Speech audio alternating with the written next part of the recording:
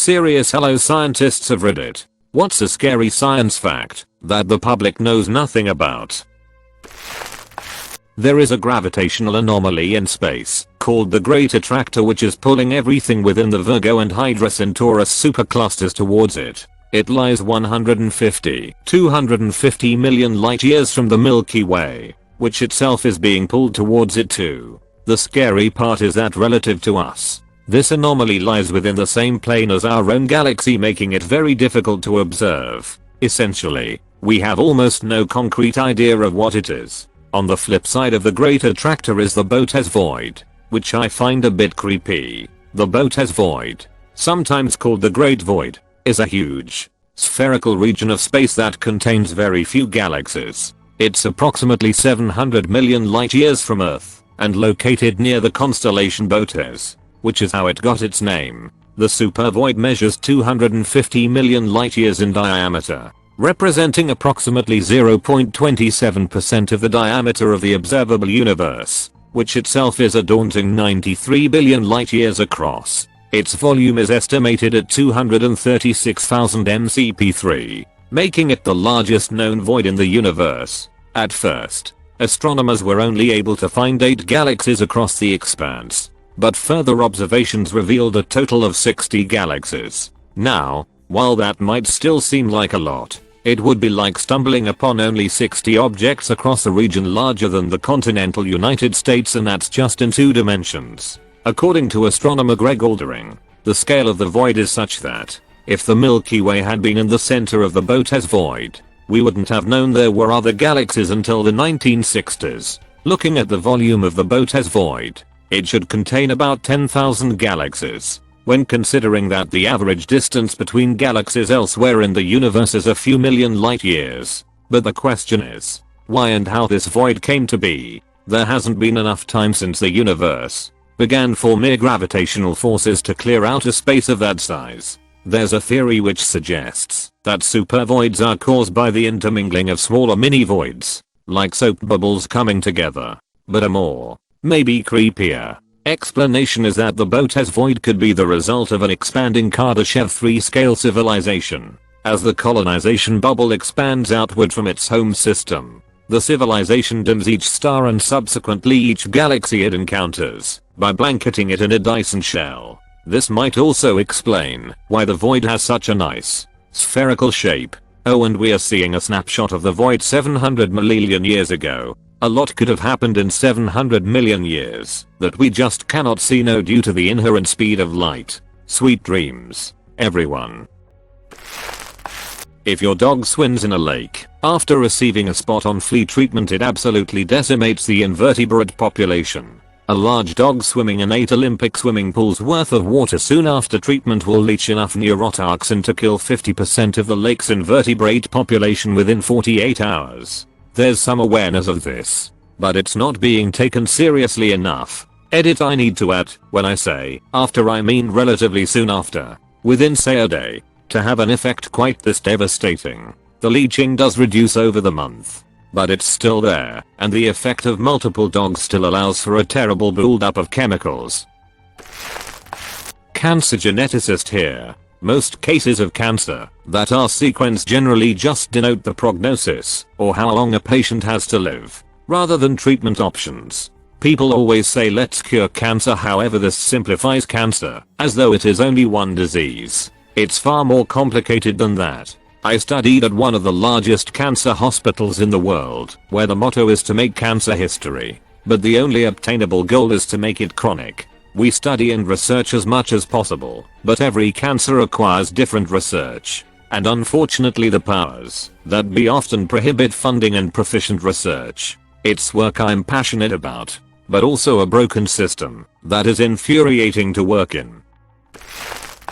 Scientific literature conclusion on Alzheimer's disease and other neurodegenerative diseases in general is that the diseases start decades before the first obvious symptoms, and that we need to treat them at this stage. When you exhibit obvious symptoms, it's too late. Your brain is already mush. If you get diagnosed with Alzheimer's at 65, you had the disease since your early 40s at least, and you experienced very mild symptoms, but didn't notice it. and your brain fought like hell to compensate the deficit. When you get diagnosed, your brain is already very severely damaged and will never recover from the deficit.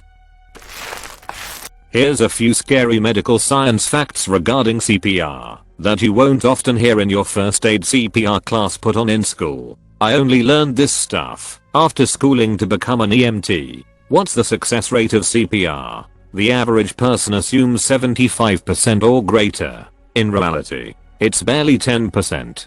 It's one of the first things they told us in training, because all new people have way too high of an expectation to the effectiveness of CPR. It can be very depressing when you're doing everything you were trained and aren't getting the results you think you should be getting. The time from collapse to administration of a shock viride is absolutely paramount. They say the chances of survival drop 10% per minute. Oh, and rescue breaths. If you're not being very, and I mean very careful, you'll cause gastric dissension. You'll literally be blowing up their stomach, and they will vomit. Then there's the cracks and crackles. If done right, it'll sound and feel like you're breaking every rib in little old lady Nelson's chest. You're likely not. It's cartilage and other bits shifting. Although, if you're a bit too vigorous, you may very well break a rib or two. But hey, they're already dead, so it doesn't matter. They'd rather be alive with a broken rib than dead. I took a first aid course taught by an EMT. We weren't learning CPR,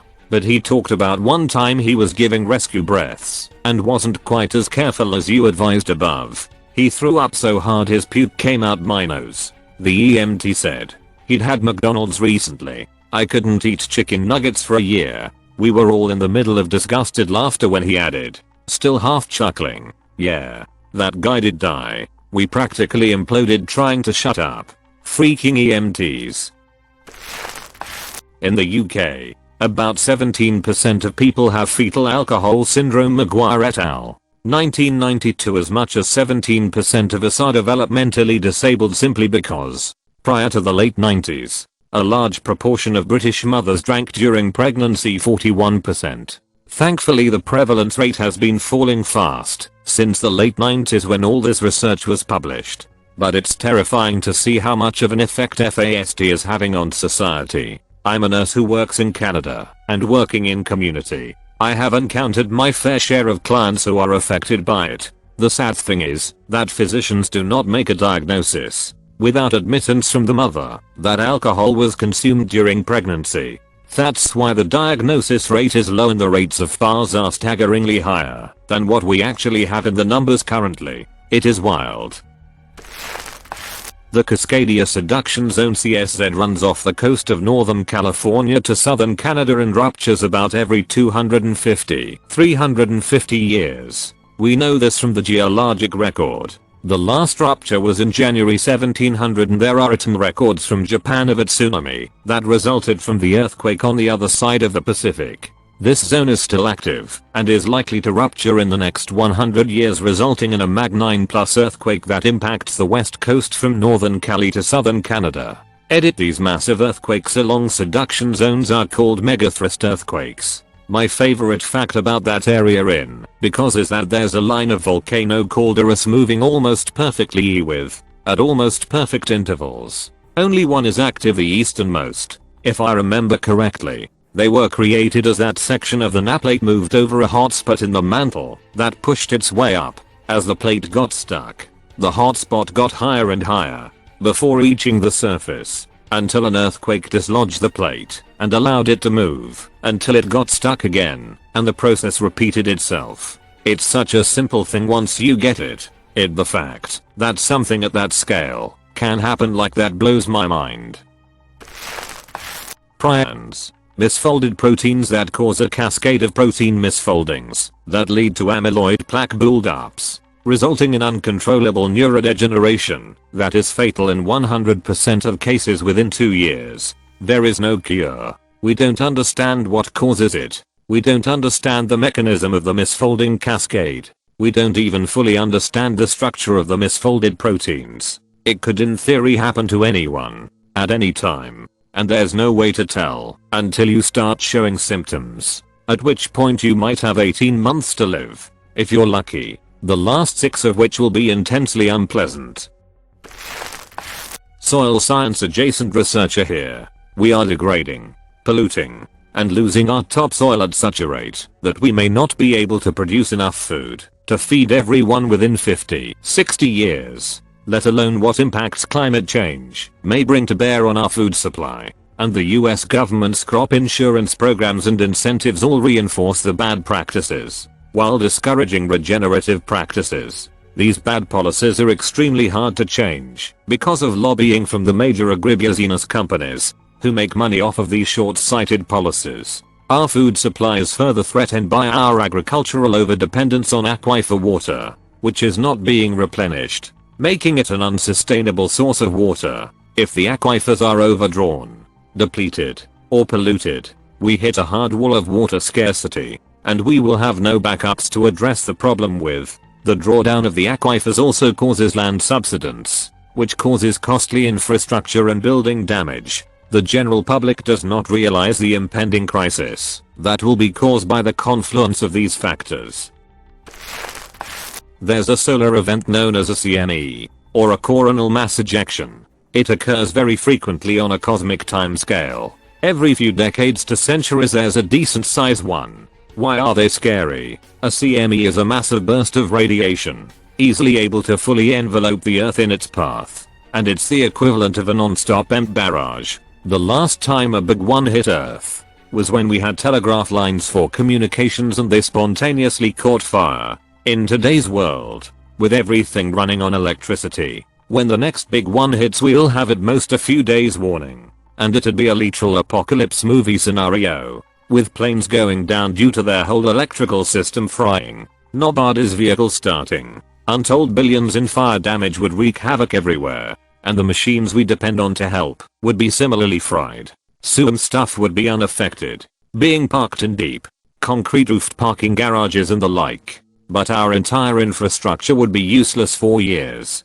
It'd literally send us into a mini dark age while people tried to get things working again. Recovery would take decades to centuries. Antibiotics has been abused and misused for so long that various bacteria strains have started to get resistance to them. What used to be a treatable infection might soon become deadly because we are unable to treat it with the antibiotics we have today. There is research to try and find other ways to treat antibiotic resistant bacteria, but until then, please use prescribed antibiotics until they are finished, not until you feel better. If unsued, do not flush them down the toilet or put them in the bin. Give it to a pharmacy so they can discard them correctly, and use antibiotics when necessary. Some countries give them willy-nilly, while others are more conservative.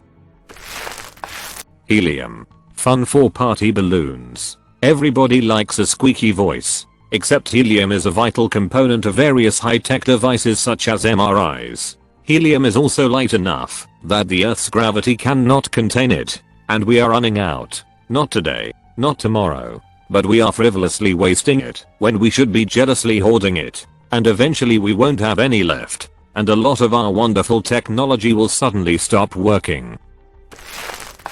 Click subscribe if you enjoyed this video.